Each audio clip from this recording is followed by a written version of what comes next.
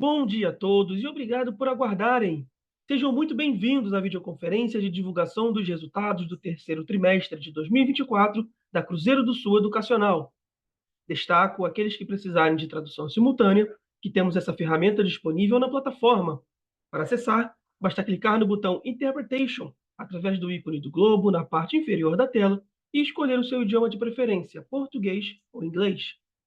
E para aqueles ouvindo a videoconferência em inglês, há a opção de mutar o áudio original em português, clicando em Mute Original Audio.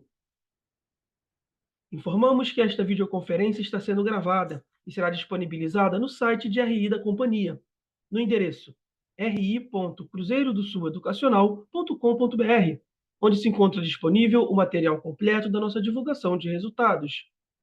É possível fazer o download da apresentação também no ícone de chat, inclusive em inglês.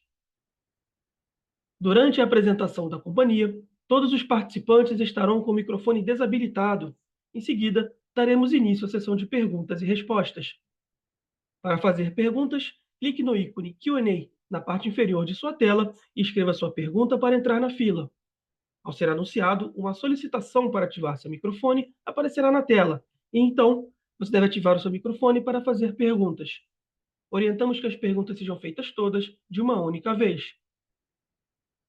Ressaltamos que as informações contidas nesta apresentação e eventuais declarações que possam ser feitas durante a videoconferência, relativas às perspectivas de negócios, projeções e metas operacionais e financeiras da Cruzeiro do Sul Educacional, constituem-se em crenças e premissas da administração da companhia, bem como em informações atualmente disponíveis.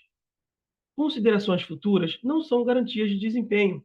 Elas envolvem riscos, incertezas e premissas, pois se referem a eventos futuros e, portanto, dependem de circunstâncias que podem ou não ocorrer. Investidores devem compreender que condições econômicas gerais, condições de mercado e outros fatores operacionais podem afetar o desempenho futuro da Cruzeiro do Sul Educacional e conduzir a resultados que diferem materialmente daqueles expressos em tais considerações futuras. Estão presentes conosco hoje os senhores Fábio Fossen, diretor-presidente, Felipe Negrão, diretor financeiro, e Luiz Felipe Bressaola, diretor de Relações com Investidores. Gostaria agora de passar a palavra ao senhor Fábio Fossen, que iniciará a apresentação.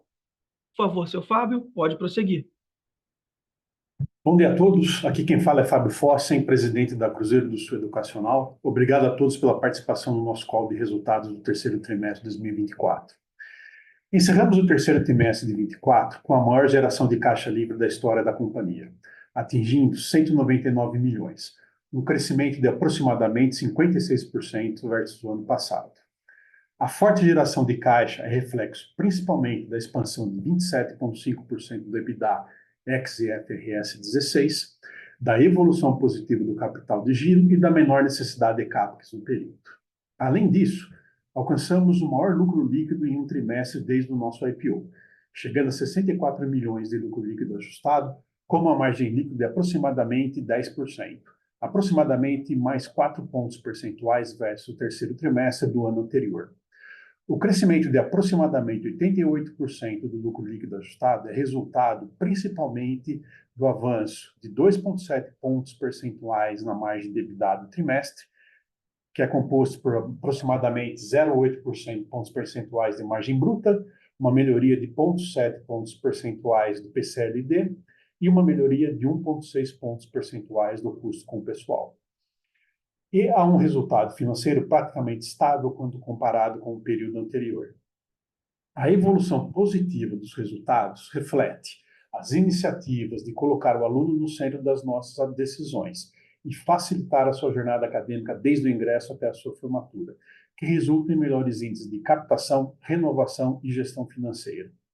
Com isso, obtivemos um crescimento de 7,2% da base de alunos de graduação presencial e 16,4% no digital, em comparação com o ano anterior. Este crescimento da base, juntamente com a nossa estratégia de precificação, resultou em um aumento saudável da receita de 10,6% versus o terceiro TRI de 2023. Do ponto de vista operacional e estrutural, vale a pena destacar o crescimento da oferta de cursos de medicina, que expandiu 334 vagas desde junho de 2024.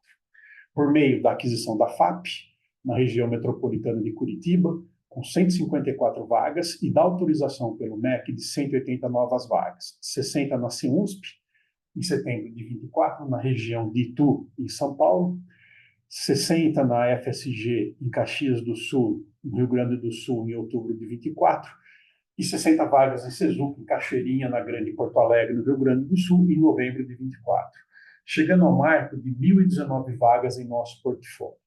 A autorização de todos os cursos com nota 5 no MEC e instituições reconhecidas em suas regiões colabora para a atratividade desses novos cursos, assim como para a ampliação de nosso negócio em um segmento atrativo como a da medicina. Adicionalmente, a companhia possui 5 pedidos em fase de análise administrativa junto ao MEC e ao CNE. Vale destacar que todos os nossos cursos atuais e os pedidos em análise estão em regiões e cidades de alto poder aquisitivo e com fluxo populacional relevante, o que nos coloca em uma posição mais protegida em relação a possíveis pressões de preço no futuro.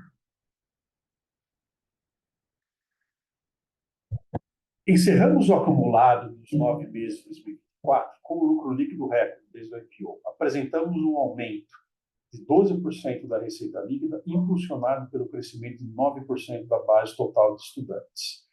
O EBITDA ajustado cresceu 14%, com margem de 31,7%, representando uma expansão de 0,4 pontos percentuais em relação ao mesmo período do ano anterior. O lucro líquido alcançou 154 milhões, uma expansão de 65%, com margem líquida de 8,1%, mais 2,6 pontos percentuais em comparação aos 9 meses de 2023. A geração de caixa operacional livre nos 9 meses de 2024 foi de 407 milhões, um avanço de 66% em relação aos 9 meses de 2023. Além disso, continuamos com uma alavancagem saudável e confortável, mesmo após a aquisição e distribuição de dividendos relevantes que tivemos ao longo dos últimos 12 meses. O indicador de alavancagem financeira, medido pela relação entre a dívida líquida e o EBITDA ex-IFRS 16, atingiu 1,4 vezes, próximo dos 1,3 vezes visto no terceiro trimestre de 2023. Mesmo após o pagamento da aquisição da FAP, no montante de 158 milhões, e da distribuição de dividendos no valor de 120 milhões nos últimos 12 meses. Cabe destacar que 59% das dívidas possuem vencimento a partir de 2026, e o saldo de caixa atual é suficiente para cobrir todos os pagamentos de 24 e 25, demonstrando a sólida posição financeira da companhia. Por fim, gostaria de destacar nossa jornada desde 2021, quando tivemos a mudança para o atual grupo de gestão e de governança da Cruzeiro do Sul Educacional no terceiro trimestre, e destacar a consistência e relevância dos resultados que temos apresentado. Desde o início da implementação da nova estratégia da companhia, definida no segundo semestre de 2022, que resultou na criação de unidades de negócios por vertical de ensino, a presencial, a de saúde e a do ensino digital, temos apresentado o crescimento contínuo, consistente e relevante da nossa base de alunos nas 3 verticais de ensino. Encerramos o terceiro trimestre de 24 com um crescimento de 24% na base de graduação presencial e de 65% no digital em comparação ao terceiro trimestre de 21. Isso de forma orgânica, sem contar nenhuma aquisição. No presencial, tivemos avanços importantes no nível de retenção e rematrícula, que se manteve no patamar elevado de 91% da base apta no terceiro tri de 24, mais 2,8 pontos percentuais versus o terceiro tri de 21.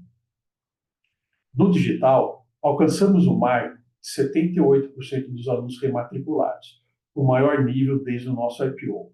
O avanço de 1,8 pontos percentuais KPI de rematrícula em comparação ao terceiro tri de 21 e 0,5 pontos percentuais versus o terceiro tri de 23, somado ao incremento de 48% na captação em relação ao terceiro tri de 21, foram fatores importantes para a expansão de 65% na base de estudantes.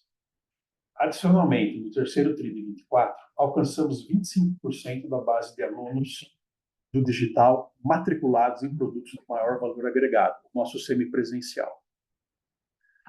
Com a nova estratégia, ganhamos foco, a liderança sênior da companhia e a alocação mais pragmática de capital humano e financeiro para entregar um crescimento desde o terceiro TRI de 21 de 43% da receita líquida, ganho de 2,3 pontos percentuais na margem bruta, 61% de crescimento do EBITDA ajustado, com ganho de quase 4 pontos percentuais de margem, resultando em um crescimento de 360% do lucro líquido, com ganho de 6,8 pontos percentuais da margem.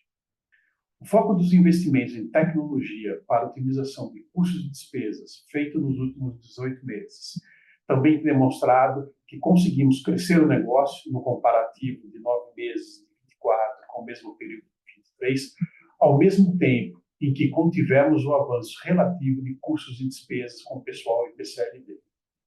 Nossa disciplina nos investimentos em tecnologia, baseada em retornos concretos e em M&A demonstrado na aquisição da FAP, continuará a nortear nossas decisões, especialmente em um ambiente de tendência de alta de juros.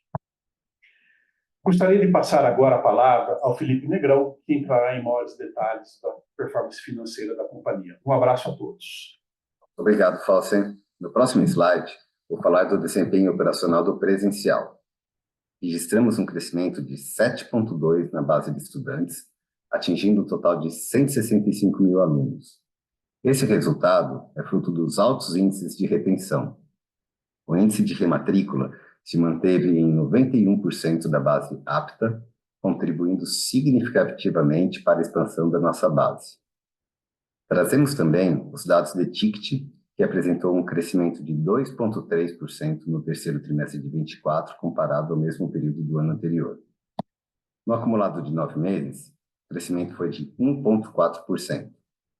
Esses resultados são reflexos da nova estratégia de precificação e do aumento da participação de alunos da área da saúde na base. No próximo slide, trazemos os dados operacionais da graduação digital, que atingiu 360 mil estudantes, que representa um crescimento de 9,3% em comparação ao mesmo período do ano anterior. Esse crescimento foi impulsionado por dois fatores principais: o avanço de meio ponto percentual no índice de rematrícula em relação ao ano anterior e o incremento de 6,6% na captação de novos alunos em comparação ao terceiro trimestre de 23. O ticket médio do trimestre apresentou uma queda de 1,6% quando comparado ao mesmo período do ano anterior. Essa variação está diretamente relacionada à execução de um planejamento mais agressivo de precificação na captação de alunos para a modalidade semipresencial, com o objetivo de alavancar a participação desse produto no mix de alunos do digital.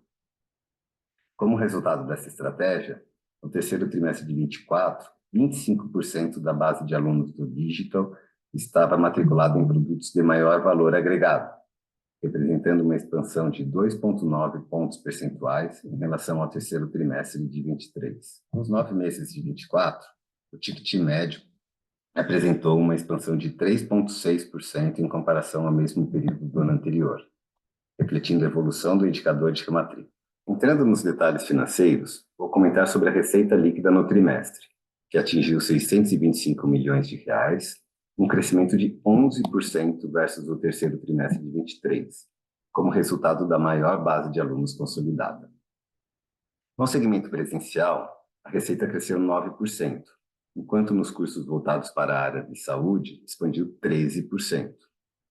No digital, tivemos uma expansão da receita na ordem de 12%, atingindo 204 milhões de reais, como resultado da maior base de alunos. No acumulado dos 9 meses, a receita atingiu 1,9 bilhão de reais, 12% superior ao mesmo período do ano anterior. No próximo slide, demonstramos a margem bruta do trimestre, que atingiu 49,9%, uma expansão de 83 basis points versus o terceiro trimestre de 23. A expansão de margem bruta do período é explicada, majoritariamente, pelo ganho de alavancagem operacional, somado à gestão eficiente das principais linhas de custos da companhia. No acumulado dos 9 meses, tivemos uma expansão de margem de 1,4 ponto percentual. O aumento da margem no período é reflexo da alavancagem operacional, resultado das iniciativas de maximização de receita, bem como aos ganhos de eficiência.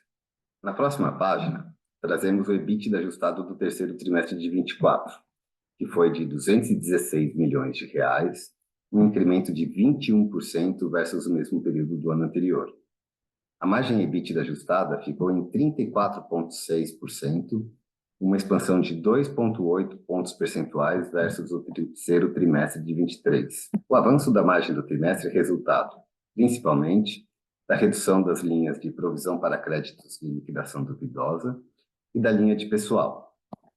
A redução da PCLD no período é resultado do novo modelo de gestão de cobrança, com a implementação de políticas, modelo de meritocracia na gestão de escritórios de cobrança, aliado à nova plataforma tecnológica de cobrança, 100% operacional desde abril de 2024. Os ganhos advindos na linha de D&A são provenientes, majoritariamente, da linha de pessoal, que vai de encontro à execução dos projetos de transformação digital da companhia, iniciados no terceiro trimestre de 23. No acumulado dos 9 meses, alcançamos um EBITDA de R$ 604 milhões, com uma margem de 31,7%. Seguindo a apresentação, demonstramos os custos e despesas da companhia como percentual da receita líquida, excluindo os efeitos não recorrentes, que apresentou um crescimento de 2,9 pontos percentuais no terceiro trimestre de 24 e 0,6 ponto percentual no acumulado dos 9 meses de 24. Desde o terceiro trimestre do ano passado, a companhia vem focada em projetos de tecnologia em duas frentes: proporcionar uma melhor experiência aos nossos estudantes e buscar ganhos de eficiência operacional com a automação de processos. O processo de maturação desses projetos já começa a refletir em ganhos de eficiência em diversas frentes, conforme vemos no gráfico ao lado direito do slide.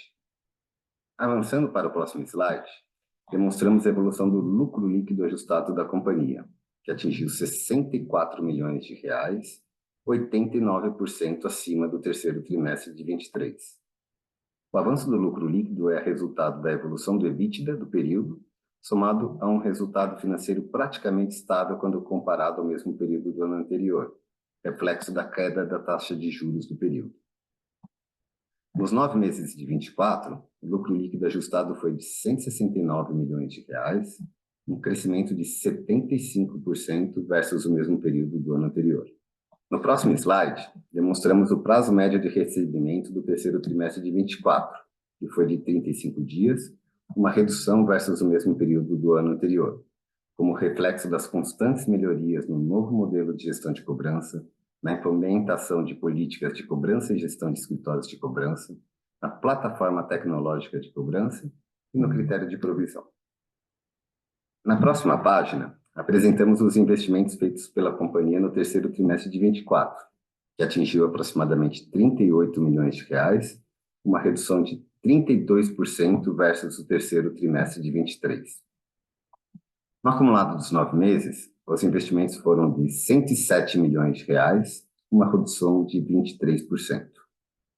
Avançando para o próximo slide, demonstramos o avanço da geração de caixa livre, que atingiu R$ 199 milhões versus R$ 128 milhões no ano passado. A forte geração de caixa é reflexo, principalmente, da melhora do EBITDA, da gestão de capital de giro e da redução de CAPEX no período. Nos 9 meses de 24, atingimos R$ 407 milhões, um crescimento de 66% versus o ano passado. Por fim, no último slide, apresentamos R$ 781 milhões de dívida líquida, excluindo os passivos de arrendamento, com uma alavancagem financeira de 1,4 vezes, praticamente estável versus o 1,3 vezes no terceiro trimestre de 23. A dívida líquida foi impactada, majoritariamente, pelo desembolso de caixa para o pagamento da aquisição da FAP, no montante de R$ 158 milhões, e pela distribuição de R$ 120 milhões em dividendos, sendo R$ 60 milhões em dezembro de 23 e R$ 60 milhões em setembro de 24. Encerro aqui meus comentários e passo a palavra para o operador iniciar a sessão de perguntas e respostas. Muito obrigado. Perguntas e respostas. Lembrando que, para fazer perguntas, vocês devem clicar no ícone Q&A na parte inferior da tela e escrever a sua pergunta para entrar na fila. Ao ser anunciado, uma solicitação para ativar seu microfone aparecerá na tela, e então você deve ativar o seu microfone para fazer perguntas. Solicitamos, por gentileza, que as perguntas sejam feitas todas de uma única vez. Dando início, a nossa primeira pergunta vem do Ian Seskin, BTG Pactual. Ian, habilitaremos seu áudio para que você possa prosseguir. Pode prosseguir, por favor. Bom dia, Fábio, Felipe, Breza. Minha pergunta aqui é sobre regulação de EAD. Tá? Semana passada a gente teve a divulgação de algumas das propostas, né, do Marco Regulatório de Ensino à Distância, e dentre os temas discutidos, a gente viu, por exemplo, a regulação dos cursos semipresenciais, a restrição de oferta de diferentes marcas por polo, a discussão sobre carga de EAD nos cursos presenciais, entre outras pautas. Eu queria entender como que vocês avaliam o risco dessas mudanças para a estratégia da companhia, e quais iniciativas vocês têm tomado para mitigar esses riscos. É isso, obrigado. Graças, Kim, bom dia. Nós, do ponto de vista, a gente tem acompanhado, obviamente, muito de perto todo o tema da regulação do EAD. A gente ouve propostas aí, mais ou menos de um lado, mais ou menos de outro, ainda não está tão firme o que vai ser mesmo implementado. E estamos nos preparando aí para cumprir com o que vier de regulação. O tema que saiu na semana passada, as questões ali que apareceram até numa das reportagens aí como sendo um problema da gente ter dois cursos no mesmo polo, duas certificadoras no mesmo polo, isso não é um problema para a gente, porque é muito baixo esse overlap, e no final a gente já estava num processo de otimização de tudo isso antes de virem esse novo entendimento aí do MEC sobre o que fazer com o EAD no ensino superior.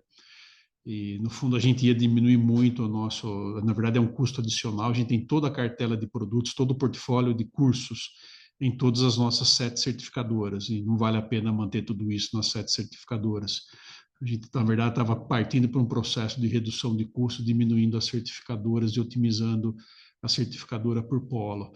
A gente só parou porque o MEC colocou a moratória aí na abertura de novos polos, e a gente agora está esperando para ver como se posiciona, dependendo do que vier de regulação. Então, para nós, na verdade, se não mudar muita coisa nesse sentido, a gente vai, na verdade, reduzir custos operacionais depois disso, né? Com relação à menor carga de ensino digital dentro do ensino presencial,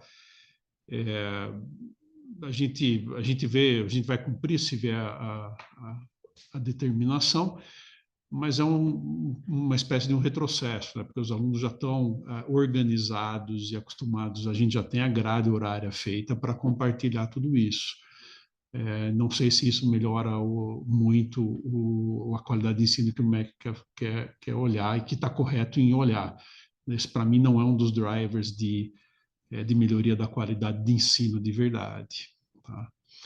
E as outras regulações quanto a restrições de polo, tamanho de polo e outras coisas, eu já ouvi vários formatos ao longo dos últimos meses e várias opiniões quase certas. A gente está preparado para se reorganizar com relação a isso, e eu não vejo assim, nenhum grande problema. Eu continuo tendo a minha visão de que qualquer restrição que venha da regulação em relação ao que tem no status quo de hoje, os grandes grupos vão ter uma capacidade de se adaptar muito mais rápido e muito melhor do que as IES menores aí do mercado. Então, acho que talvez diminua o número de matrículas no total da educação superior, né, porque isso vai aumentar custos, e esse custo ele é repassado ou será repassado para mensalidade, e aí talvez alguns alunos fiquem de fora, alguns futuros alunos fiquem de fora do ensino superior. Mas fora isso, acho que no balanço ali, os grandes grupos tende a sofrer na adaptação em pouco tempo, mas depois tendem a voltar a um ritmo de crescimento. Ele, obviamente, preocupa a gente está acompanhando de perto, mas eu não vejo como sendo um desastre para o setor. Super claro. Muito obrigado. A nossa próxima pergunta vem da Mirela Oliveira, Bank of America. Mirela, habilitaremos seu áudio para que você possa prosseguir. Pode prosseguir, por favor. Bom dia, Fábio, Felipe, todo o time de RI. Eu tenho duas perguntas. A primeira é em relação à estratégia de precificação dos cursos híbridos. A gente entende ali que nesse primeiro momento tem sido uma estratégia mais agressiva, mas eu queria entender um pouco da qualidade desse aluno que está entrando na base, como ele tem se comportado em termos de inadimplência, de rematrícula, enfim, que vocês puderem comentar nessa linha. E a segunda pergunta em relação às melhorias de SG&A. Se vocês ainda veem oportunidades aqui ou quanto vocês esperam capturar ainda de melhorias, especialmente ali no PDD e em custos de pessoal. Obrigado, Mirella. Com relação à precificação, a gente tem um modelo de precificação aqui onde a gente olha muito mais a maximização da receita do que especificamente o ticket. A gente não está vendo a qualidade do aluno do semipresencial piorando ao longo do tempo. No fundo, a gente vê a nossa base total de alunos aí com uma melhora esse trimestre em relação à inadimplência. O semipresencial tem sido uma das alavancas, a gente normalmente faz o semipresencial, em grande parte os alunos estão perto da sede das nossas IES, então a gente está perto dos nossos prédios, na verdade, né, e a gente acaba usando todo o laboratório, toda a infraestrutura ali. Então isso até agora é uma estratégia nossa de captação e de ampliação de portfólio ali do semipresencial. Isso até agora não nos preocupa a qualidade do aluno que está entrando até o momento. Tá? A gente não viu nenhum indício de que isso estaria piorando por ser um pouco mais agressivo na captação. Bom dia, Mirella, Felipe falando. Vamos lá, quanto a SG&A, vou separar em, acho que, três principais partes, tá? Acho que, pessoal, SG&A em geral, acho que o primeiro ponto tende a crescer não como cresce, mas não como a receita, né? Assim, tem um crescimento talvez um pouquinho acima do normal do que inflação. Pessoal, acho que a gente ainda tem oportunidade de redução, tá? Obviamente, assim, são pessoas que têm um salário um pouco menor, então não tem um grande impacto em termos de números, basicamente por conta dos processos de automação que a gente tem, tá? Que ainda tem bastante coisa em curso. TI tende a subir a parte de OPEX um pouco mais, tá? Isso porque a gente acaba reduzindo o CAPEX, os projetos vão entrando em operação, e aí eu acabo deixando de CAPEXizar isso, então eu acabo tendo um save em CAPEX, mas acabo gastando um pouquinho mais em OPEX, tá? E PDD ainda tem melhoria, tá? A gente trabalhou bastante até agora, do ano passado e esse ano, bastante na parte de cobrança, tá? Hoje a gente já tem um modelo 100% automatizado, com um modelo de gestão baseado em meritocracia, a gente troca escritórios destinando carteira para eles, os que performam melhor, tá? E a gente vem trabalhando nesse ano, começamos a trabalhar nesse ano mais na parte de crédito, tá? Não que a gente faça uma política de que não temos uma análise de crédito dos alunos, mas eu acho que tem algumas coisas. A gente tinha um pouquinho de financiamento próprio, bem pouco que a gente esse ano parou de oferecer, tá? Tem algumas outras iniciativas com Pra Valer também que a gente está trabalhando junto para ver se consegue melhorar também a qualidade de crédito deles. Então, tudo isso, no médio e longo prazo, a gente consegue ver uma melhoria na PDD por conta dessas iniciativas. Perfeito, muito obrigada. Obrigado. Gostaria de reforçar que, para fazer perguntas, vocês devem clicar no ícone Q&A na parte inferior da tela e escrever a sua pergunta para entrar na fila. Ao ser anunciado, uma solicitação para ativar seu microfone aparecerá na tela, e então você deve ativar o seu microfone para fazer perguntas. Solicitamos, por gentileza, que as perguntas sejam feitas todas de uma única vez.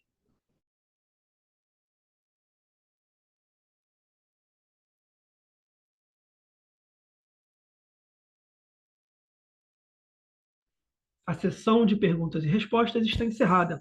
E agora gostaria de passar a palavra para o senhor Fábio Fossen para as últimas considerações. Senhor Fábio, por favor, pode prosseguir. Eu gostaria de agradecer a presença de todos. A gente está num momento importante, como eu mencionei ali nas palavras iniciais. Isso aqui fecha um terceiro ano aí da nova gestão e da nova governança da companhia. A gente vem desde 2022, final de 2022, implementando um conjunto de ações estratégicas, né, de direcionamento aqui do nosso trabalho, que tem se mostrado aí positivo, né, com crescimentos aí consistentes e constantes e relevantes ao longo do tempo. Especialmente agora, estamos coroando todo esse trabalho aí com essas vagas de medicina, é um incremento relevante, 50% de incremento das vagas de medicina. Para nós para qualquer um seria super relevante, né, para nós também. E o importante, né, dentro dos cursos de medicina, ninguém fez a pergunta, mas nós temos aqui um entendimento de que a gente é bastante resiliente a qualquer pressão, a qualquer choque de oferta do curso de medicina que venha pela frente. Nós estamos super bem posicionados com as nossas IES em grandes cidades. Nós ganhamos aí C1, porque aqui em Itu fica entre Campinas, Sorocaba e São Paulo. Ganhamos lá em Caxias do Sul, em Cachoeirinha, que é a região metropolitana de Porto Alegre, todas as outras nossas IES, onde a gente está pleiteando, os outros 5 casos onde nós estamos pleiteando, estão em regiões de poder aquisitivo importante e regiões com dinâmica populacional importante. Então, a gente não está em nenhum rincão do Brasil aí de difícil acesso ou de difícil entendimento, tanto para professores, né, para levar o custo de levar professor para os rincões do Brasil é mais elevado, né? Se não tem médico, imagina professor para ensinar medicina. Nós estamos em lugares bem posicionados, com quantidade de professores a escolher, com quantidade de professores para buscar aí de USP, Unicamp e outras faculdades aí renomadas que a gente pode contratar. Então, a gente vê que o nosso curso tem valor e vai continuar tendo valor aí, independentemente do tamanho da competição que vem se desenhando aí das definições do MEC, né, de mesmo Mais Médico 3, que são pequenas cidades localizadas aí nos rincões do Brasil, que tem uma lógica de política governamental, mas para nós, do ponto de vista, a gente é muito mais resistente e resiliente a esses choques de oferta. Acho que isso deve continuar rendendo frutos para nós o ano que vem e daí por diante. De resto, a gente continuamos aí com a nossa visão de retenção de aluno, né? O nosso grande objetivo é o aluno entre e passe os 4 anos com a gente, 4 ou 5 anos com a gente, como um todo. Isso a gente sabe que o aluno retido tem muito mais valor do que o aluno captado em termos de retorno financeiro. E a gente vem trabalhando já há 2 anos que eu falo nos meus calls, que a gente vem trabalhando em cima disso, com mecanismos, com ferramentas, com melhoria da qualidade do ensino. A gente fez todo esse processo grande aí de melhoria da rentabilidade da companhia e, ao mesmo tempo, as nossas notas do MEC não caem. Então, isso não caem relativamente, né? Todo mundo caiu por causa da pandemia, mas não caem relativamente aos listados. E acho que isso tem sido um bom trabalho, que ainda vai render frutos aí para o próximo ano. Ainda temos alguns coelhos na cartola aí para tirar daqui para frente. Obrigado a todos, tenham um bom dia. A videoconferência de resultados referentes ao terceiro trimestre de 2024 da Cruzeiro do Sul Educacional está encerrada. O Departamento de Relações com Investidores está à disposição para responder as demais dúvidas e questões. Muito obrigado aos participantes e tenham todos um excelente dia.